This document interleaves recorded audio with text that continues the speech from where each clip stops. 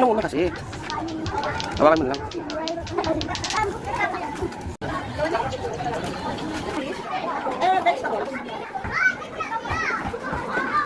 Mahal. Ayun o, tap mo. Iiyaw ko sa... Oo, batang hagod, mas masarap pag inihaw. Yes, sarap iiyaw. Sige, okay lang. Doon na lang makikiihaw. Ulam ni JC. Maliit sa kan. Huwag nga kayo. Gabi nga, itigil niya. Bubutasin ko yung bola nyo. Lagot. Ay, makinig ah.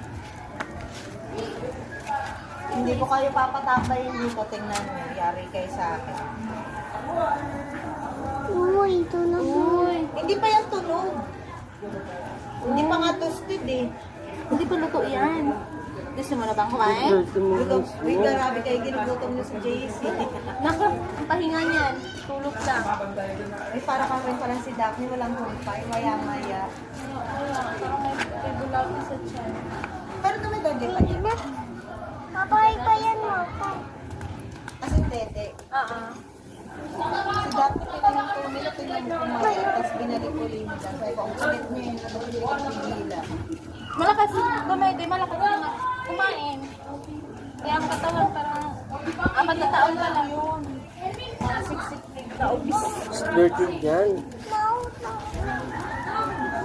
Oo, di ba? May kinapay ka